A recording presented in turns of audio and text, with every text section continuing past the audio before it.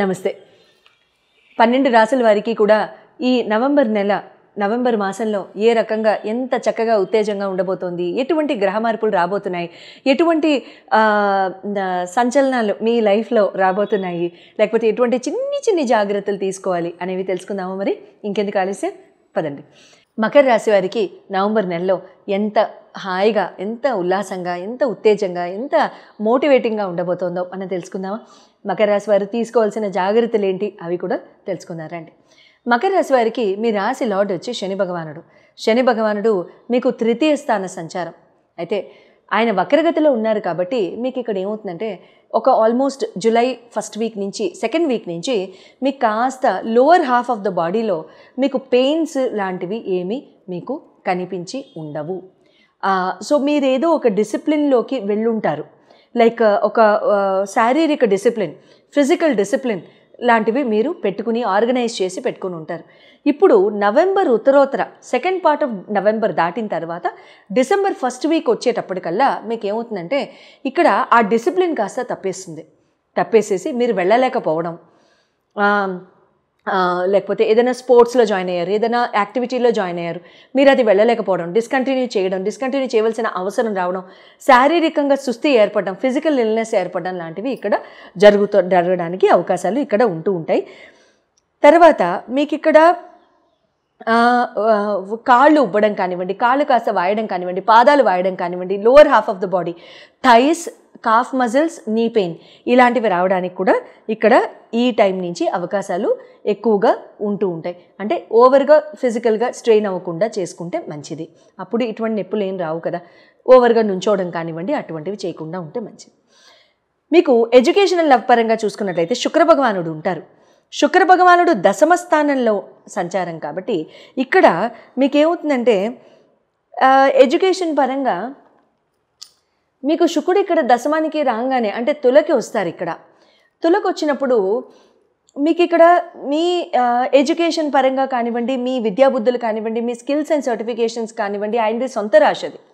Okay, అయితే తుల మీద ఉన్నప్పుడు ఆయనకి మేషం మీద కూడా దృష్టి పడుతుంది.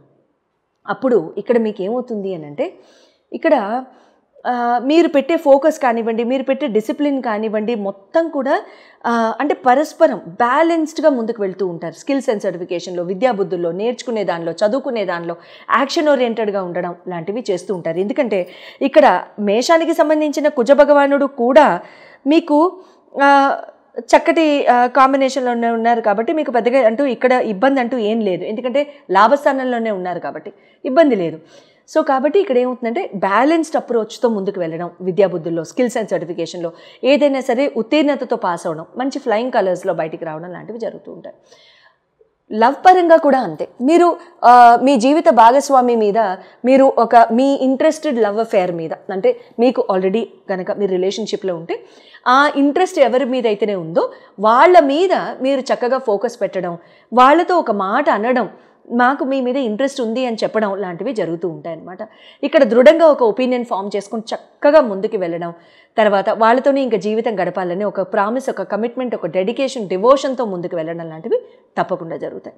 మ్యారేజ్ పరంగా కనుక చూసుకున్నట్లయితే సప్తమ స్థానానికి సంబంధించిన చంద్రభగవానుడు కాబట్టి, చంద్రభగవానుడి రాశిలో గురు సంచారం జరుగుతోంది కాబట్టి గురు భగవానుడు మకరానికి సప్తమమే అవుతారు కాబట్టి ఇక్కడ చాలా చాలా మంచిది అని చెప్పొచ్చు. ఇక్కడ నేను అన్నట్టుగా మీ జీవిత భాగస్వామి ఎవరినైతే మీరు ఎంచుకున్నారో ప్రేమ వ్యవహారం రీత్యా వాళ్ళతోనే మీరు ఇక్కడ జీవితాన్ని గడపడానికి సగౌరవంగా చక్కగా అందరి యొక్క మన్ననలు, అందరి యొక్క ఆదరాభిమానాలు, బ్లెస్సింగ్స్తో పాటు, పేరెంట్స్ యొక్క ఆదరాభిమానాలతో పాటు, బ్లెస్సింగ్స్తో పాటు దైవ నిర్ణయంతో, మీరు దైవ సహాయంతో చాలా చక్కగా ముందుకు వెళ్ళిపోయి హాయిగా వివాహానికి దారి తీస్తుంది.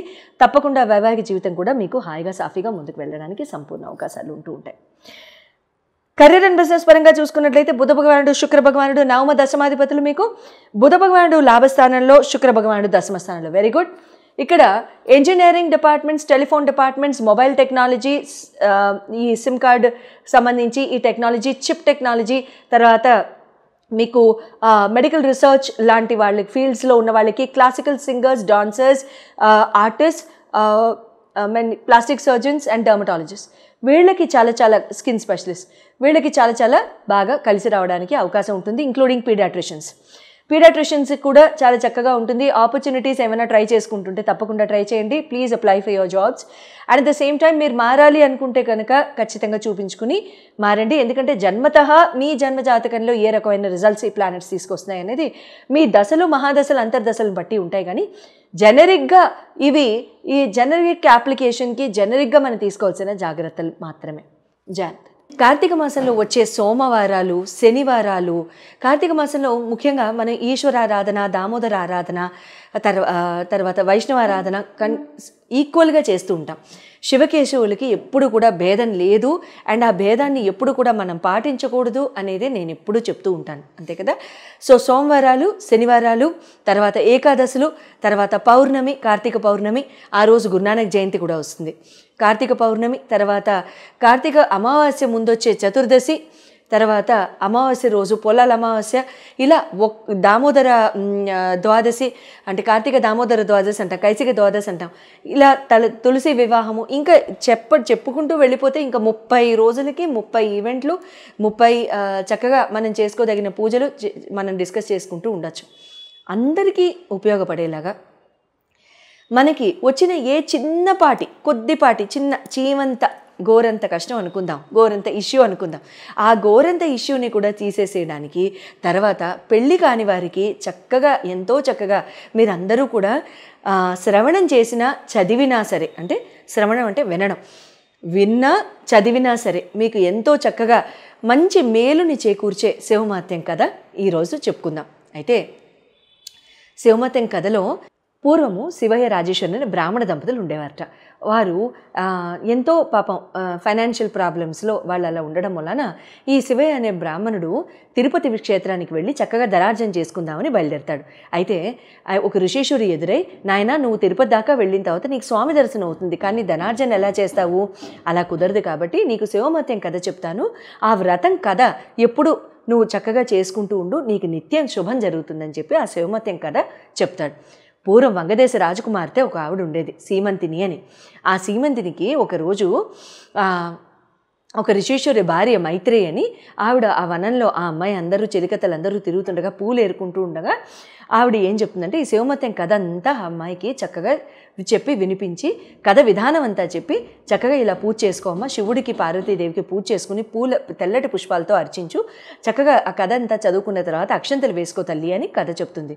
కథ చెప్పిన తర్వాత ప్రతి సోమవారం కూడా సీమంతిని చాలా చక్కగా విధి విధానాలతో పూజ అంతా చేస్తుంది.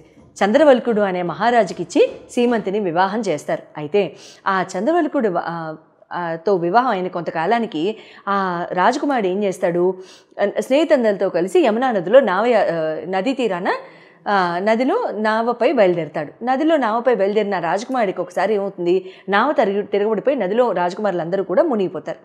ఈ నదిలో మునిగిపోయిన రాజకుమారులందరినీ కూడా తక్షకుడు, నాగలోకానికి చెందిన తక్షకుడు యొక్క ఈ మహారాజు యొక్క ఈ ఆ దేశానికి చెందిన నాగకన్యలందరూ కూడా ఇతన్ని పట్టుకుని, ఆ రాజకుమారులందరినీ పట్టుకుని తక్షకుడి వద్ద తీసుకెళ్తారు. తక్షకుడు తన దివ్యదృష్టితో ఈ జరిగిన వృత్తాంతం అంతా తెలుసుకుని ఆయన ఏం చేస్తారు, వీళ్ళ రాజకుమారులందరినీ మానలతో సత్కరించి చక్కగా వాళ్ళకి నాగలోక సౌందర్యాన్ని అంతా తిలకింపజేస్తాడు. నాగలోక సౌందర్యాన్ని తిలకిస్తూ వీళ్ళు ఏం చేస్తారు, ఆ పనిలో పడిపోయి పూర్తిగా లేట్ అయిపోయి మైమరిచిపోతారు ఈ రాజకుమారులు.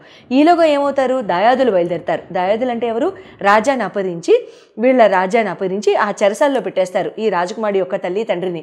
సీమంతిని కూడా పాపం అన్నీ కోల్పోయి ఆ చెలికత్తలతో నదీ స్నానానికి వెళ్ళి పాపం దిక్కుతోచిన దానిలాగా ఉంటుంది. ఒకరోజు బొట్టు కూడా లేకుండా నదీ తీరానికి వెళ్ళి అక్కడ స్నానం చేసి వస్తుంటే ఈలోగా ఈ సీమంతిని చేసిన కథకి శివుడు ప్రసన్నమై శివుడు కల్లో కనిపించి చెప్తాడు ఈ అమ్మాయికి, నాన్న నీ భర్త వస్తున్నాడు, నువ్వు భయపడకు, చక్కగా పూజ చేసుకోని. ఈలోగా రాజకుమారుడికి జ్ఞానోదయమై శివుడు దయ వల్ల తక్షకుడికి చెప్తాడు, మా వాళ్ళందరూ ఎంత ఇబ్బంది పడుతున్నారో, నేనేమో ఇక్కడే ఉండిపోయాను, నేను ఇంకా బయలుదేరుతానండి అని చెప్పి నమస్కారం చేసుకుని తక్షకుడు అమృత భాండం ఇస్తాడు.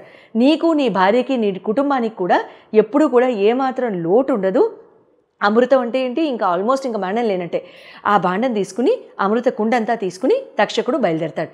నది తీరం దాకా చేరేసరికి బొట్టు లేకుండా ఉన్న సీమంతిని చూసి తక్షకుడు అసలు గుర్తే పట్టకుండా సీమంతిని కూడా భర్తను గుర్తుపట్టదు. జరిగిన వృత్తాంతం అంతా మాయవి రూపంలో తక్షకుడిని తలుసుకుని మాయా వేషం వేసి జరిగిన వృత్తాంతం అంతా తెలుసుకుంటాడు. వెళ్ళి తల్లి నీ భర్త 3వ రోజుకి తిరిగి వస్తాడు అని భర్తే భార్యకి ధైర్యం చెప్పి మాయావేషంలో ఉన్నాడు కదా, సో భార్య కూడా గుర్తుపట్టదు. వెళ్ళిపోయి దాయాదులందరికీ హెచ్చరిక పంపిస్తాడు. నేను ఇలా తిరిగి వచ్చేసాను, మీరు రాజ్యం వదిలేసి వెళ్ళిపోండి, మీరు కనుక రాజ్యం వదలకుండా వెళ్ళిపోతే యుద్ధానికి సిద్ధం కండి అని. అప్పుడు వాళ్ళందరూ కూడా భయపడిపోయి వెళ్ళిపోతారు. ఆ వెళ్ళిపోయింది వాళ్ళు అట్లా వెళ్ళిపోతారు కదా. ఈలోగా చెరసాల నుంచి తల్లిదండ్రిని విడిపించుకుంటాడు. తల్లిదండ్రి ఏమంటారు, సీమంతిని చేసిన శివమత్యం కథమొలానే ఇదంతా ఇంత మంచి జరిగింది, లేకపోతే ఈ రాజ్యము భ్రష్టు పట్టేది, అందరం కూడా కోల్పోయే వాళ్ళం మొత్తం అని చెప్పేసి వాళ్ళు అనడం జరుగుతుంది. అప్పటి నుండి ఈ దంపతులు ఇద్దరు కూడా నిత్యం శివమత్యం కథ చదువుకుంటూ ఎల్లవేళలా చక్కగా ఉంటూ అంత్యమున శివ సాన్నిధ్యం చేరి మోక్షాన్ని పొందుతారు. పెళ్లి కాని వాళ్ళు ఎవరైనా ఉంటే ఈ శివమత్యం కథ స్త్రీల వ్రతకథ పుస్తకాల్లో ఉంటుంది. ఆన్లైన్లో కూడా దొరకచ్చు. నేను చూడలేదు ఆన్లైన్, మీరు వెతకండి. ఒకవేళ నాకే దొరికితే కనుక నేనే మీకు PDF రూపంలో పంపించేస్తాను. డిస్క్రిప్షన్లో ఉంటుంది, చూసి డౌన్లోడ్ చేసుకోండి. కథా పుస్తకాలు మీకు కష్టం అయితే కనుక ఎల్లప్పుడూ ప్రతి సోమవారం చక్కగా ఉపవాసం ఉంటూ తలస్నానం చేసే నియమం ఏం లేదు, చేయాల్సిన అవసరం లేదు. సో ఉపవాసం ఉంటూ సాయంత్రం పూట దీపం పెట్టుకుని, శివాలయంలో అయినా పర్వాలేదు, ఇంట్లో అయినా పర్లేదు, ఆవునేతో దీపం పెట్టుకుని కథ చదువుకుని అక్షంతలు వేసి శివపార్వతులకి నమస్కరించుకుని బెల్లం ముక్క అయినా సరే, మీరు ఏమాత్రం ఏ నివేదన చేయలేకపోతే బెల్లం ముక్క అయినా నివేదించండి. చక్కగా ఈ పూజ చేసుకోండి. ఎంతో నమ్మకంతో చెప్తున్నాను, ఖచ్చితంగా వివాహం కాని వాళ్ళకు కూడా వివాహం అయిపోతాయి. శుభం భూయాత్.